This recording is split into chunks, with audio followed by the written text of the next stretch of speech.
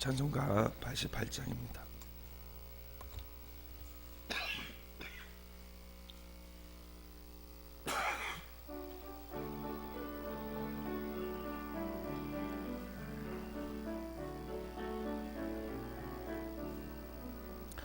내 진정 사모하는 친구가 되시는 구주 예수님은 아름다워라. 산 밑에 백합화요 빛나는 새벽별 주님 영원할 길 아주 없도다. 내 맘이 아플 적에 그니로 되시며 나 외로울 때 좋은 친구라. 주는 저 산 밑에 백합 빛나는 새벽별 이 땅 위에 비길 것이 없도다. 내 맘의 모든 염려 이 세상 고락도 주님 항상 같이 하여 주시고 시험을 당할 때에 악마의 개교를 지키네. 온 세상 날 버려도 주 예수 안 버려 그까지 나를 돌아보시니. 주는 저 산 밑에 백합 빛나는 새벽별 이 땅 위에 비길 것이 없도다. 내 맘을 다하여서 주님을 따르며 길이 길이 나를 사랑하리니. 물불이 두렵지 않고 장검도 겁없네. 주는 높은 산성 내 방패시라. 내 영혼 먹이시는 은혜 누리고 나 친히 주를 뵙기 원하네.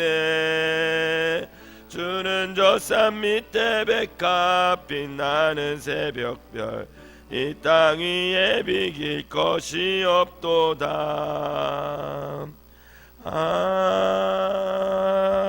아멘. 사도신경으로 신앙 고백드리겠습니다. 전능하사 천지를 만드신 하나님 아버지를 내가 믿사오며 그 외아들 우리 주 예수 그리스도를 믿사오니 이는 성령으로 잉태하사 동정녀 마리아에게 나시고 본디오 빌라도에게 고난을 받으사 십자가에 못 박혀 죽으시고 장사한 지 사흘 만에 죽은 자 가운데서 다시 살아나시며 하늘에 오르사 전능하신 하나님 우편에 앉아 계시다가 저리로서 산 자와 죽은 자를 심판하러 오시리라.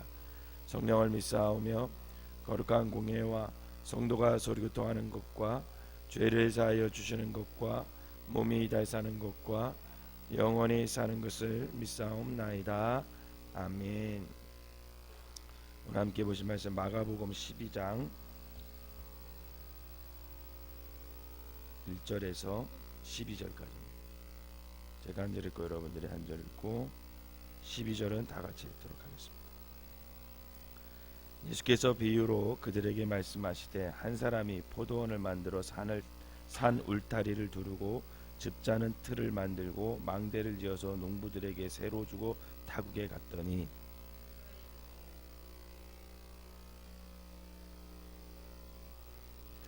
그들이 종을 잡아 심히 때리고 거저 보내었거늘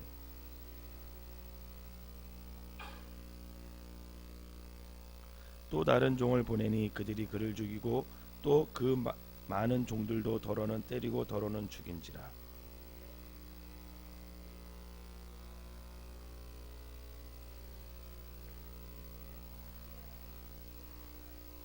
그 농부들이 서로 말하되 이는 상속자니 자 죽이자 그러면 그 유산이 우리 것이 되리라 하고 포도원 주인이 어떻게 하겠느냐 와서 그 농부들을 진멸하고 포도원을 다른 사람에게 주리라.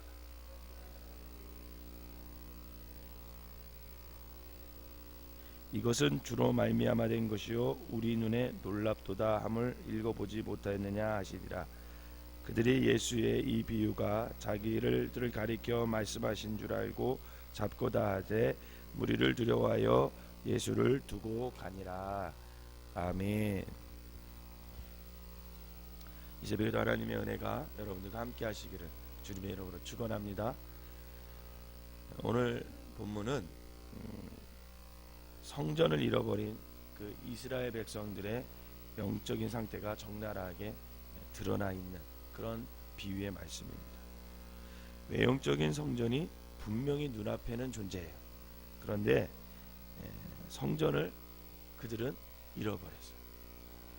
눈앞에 성전은 존재하고 있었지만 그 성전은 참된 성전으로서의 기능을 완전히 상실한 상태입니다. 오늘 본문에서 주님은 성전의 주인 행세를 하고 있었던 그 이스라엘 지도자들의 실체를 비유를 통해 드러내고 계십니다.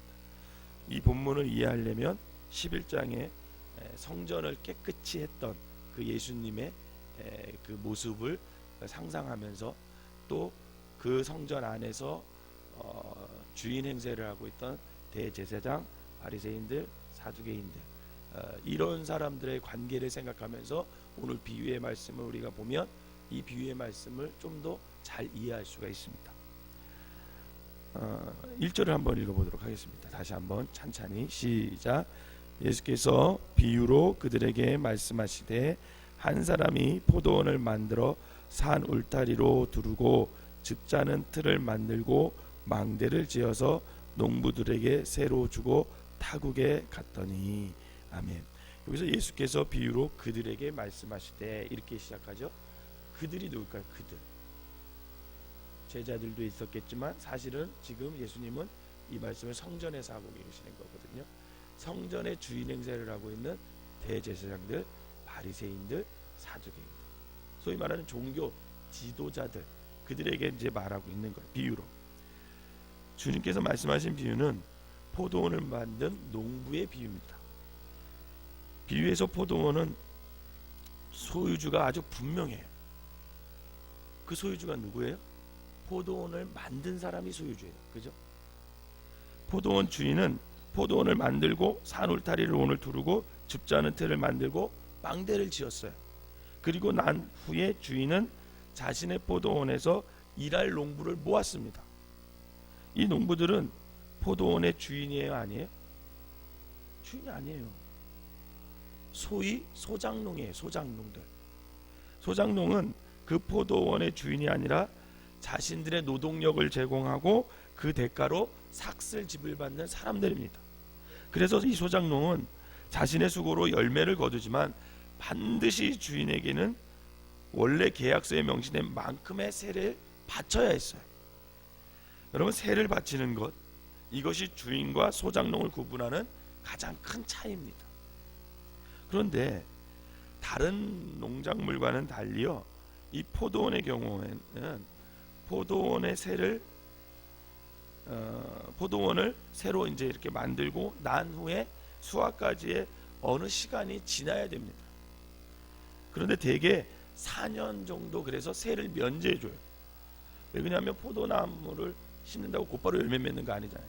그 포도나무 자체가 좀 어느 정도 커야 열매를 맺으니까 그냥 4년 정도는 그 포도나무만을 기르고 거기서 얻는 소득 정도는 세를 바치지 않게 합니다. 그냥 4년 동안은 소장농에게 그냥 니네들이 알아서 먹고 살고, 그 다음에 5년째부터는 그때부터는 세를 바쳐라, 이렇게 되는 거죠. 2절에 보면 어떻게 시작합니다. 때가 이름에, 이렇게 시작해요. 그 때가 뭐예요? 세를 면제해 주는 기간이 이제 다 지났다라는 거예요. 이제는 포도원에서 나는 소출을 거두고 거기에 합당한 세를 이 종들이 주인에게 바쳐야 했어요. 그래서 주인은 농부들과 약속한 대로 자신의 소작료를 받기 위해서 종을 보냅니다. 그런데 농부들의 반응이 심상치가 않아요. 3절을 한번 봅시다. 3절 시작. 그들이 종을 잡아 심하게 때리고 거저 보내었거든. 농부들은 자신들의 바쳐야 할 세 대신에 주인이 보낸 그 종들을 잡아서 심하게 때리고 빈손으로 보냈대요. 여러분, 이것은 명백한 계약 위반이죠. 여러분들의 만약 주인이라면 어떻게 하시겠어요? 제가 만약에 주인이라면 당장 무력을 동원하겠죠. 그죠? 아니면 공권력을 이용해서 그 사람들을 법적으로 보내든지 잘라버리든지 소장농을 바꿔버릴 것 같아요. 근데 이 주인이 참 좋은 주인인 것 같아요. 다시 어떻게 해요? 다시 종을 보내. 그랬더니 이번에는 머리에 상처를 내고 능욕까지 했대요. 계속해서 종들을 주인이 보내지만 농부들의 반응이 달라져요? 달라지지 않아요? 달라지지 않아요. 보통의 경우라면 이렇게까지 참고 인내하는 주인은 별로 없습니다. 세를 받기 위해 자신이 보낸 종이 죽음으로 돌아오면 주인은 당장 그 농부들을 응징하기 위해서 무력을 동원했을 거예요. 그런데 이 주인은 그렇게 하지 않습니다. 종들을 보내고 또 보내요. 자꾸 보내요. 그런데 이 비유가 어디에서 많이 들어본 이야기 같지 않으세요? 여러분, 이 비유의 스토리가 이렇게 전개되는 이유는요, 이것이 이스라엘의 역사이기 때문에. 역사 속에서 하나님은 이스라엘 백성을 도래시키고자 어떻게 했습니까? 선지자들, 예언자들을 끝없이 보내. 당신 종들을 끝없이 보냅니다. 그러나 이스라엘은 하나님의 사람들을 죽이고 때리고 능력하는 역사를 계속해서 되풀이했어요. 하는 수 없이 주인은 마지막으로 누구를 보냅니까? 아들을 보내려고 마음을 먹어요. 아들을 보내려고. 6절을 한번 봅시다. 시작. 이제 한 사람이 남았으니 곧 그가 사랑하는 아들이라. 최후로 이를 보내며 이르되 내 아들은 존대하리라 하였더니. 이 주인의 생각은 뭐냐면 아들을 보내면 아들을 자신의 주인으로 생각하겠지 하고 보낸 거죠. 그러나 농부들의 반응이 달라져요? 달라지지 않아요? 달라지지 않아요. 7절과 8절 시작. 그 농부들이 서로 말하되 이는 상속자니 자 죽이자. 그러면 그 유산이 우리의 것이 되리라 하고 이에 잡아 죽여 포도원 밖에 내 던졌느니라. 주인이 마지막으로 아들을 보냈거든요. 아들을 보냈다면 이제 곧 누가 등장한다는 거예요? 주인이 등장할 시기, 때가 가까웠다라는 거예요. 얼마 남지 않았다는 의미예요. 아들은 포도원을 독차지하고 그 이익을 나누었던 그들의 탐령을 이제 끝낼 시기가 되었다는 종말의 의미가 포함되어 있는 거예요. 사인이에요. 그러면 깨달아야 되는데 이 농부들은 아들의 의미를 달리 이해하고 있어요. 어떻게 이해하고 있으면 아들? 하나밖에 없는 아들 그거 죽이면 포도원은 영원히 자신들의 될 것이라고 착각하는 거죠. 잘못되어도 지금 한참 잘못됐어요. 생각이 아주 달라요. 그들은 포도원의 소장료를 지불할 생각이 없었던 것이 아니라 처음부터 포도원을 누구 거라고 생각한 거예요? 자기들 거라고 생각한 거예요. 그러나 주님은 이들의 잘못된 종말 의식에 분명한 선을 그어요. 9절을 읽어보세요. 시작. 포도원 주인이 어떻게 하겠느냐? 와서 그 농부들을 진멸하고 포도원을 다른 사람들에게 주리라. 포도원 주인의 생각과 농부들의 생각은 처음부터 달랐던 것 같아요. 농부들에게는 처음부터 자신들에게 주인이 있었어요? 없었어요? 없었어요. 주인을 생각하지 않아요. 아니, 주인의 존재 자체를 인정하면서 살려고 하지 않습니다. 오직 자신들과 자신들의 탐욕만이 자신들의 주인 노릇을 하는 거죠. 비유에 나타난 농부들의 탐욕이 이스라엘 지도자들의 탐욕과 이렇게 싹 겹쳐지는 거죠. 비유를 통해 주님은 그들의 실체를 드러낸 거예요.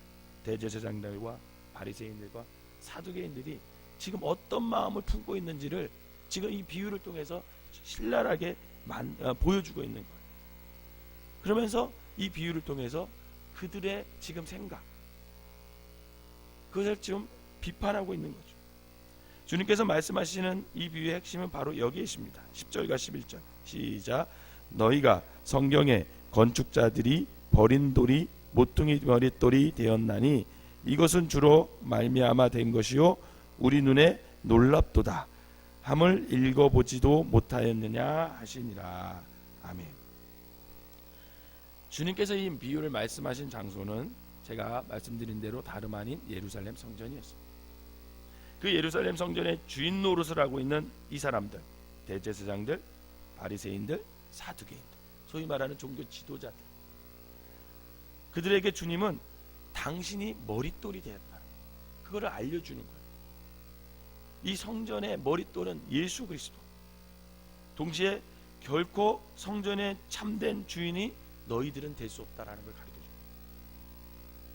그런 너희들의 탐욕, 그런 허상, 그런 마음을 갖고는 절대 이 성전의 주인이 될 수 없다라는 것을 예수님이 비유를 통해서 말씀하십니다.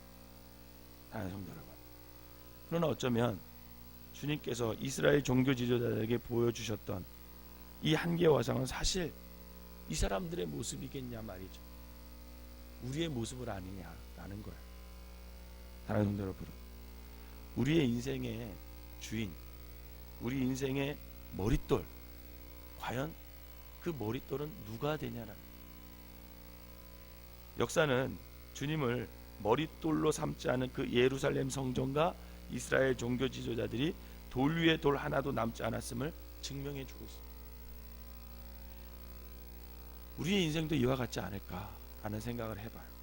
아무리 내가 화려하고 아름답게 지어졌다 한들 우리가 쌓는 인생의 머릿돌이 예수 그리스도가 아니라면 결국 그 인생의 수고는 허무하고 헛될 따름이라는 거죠.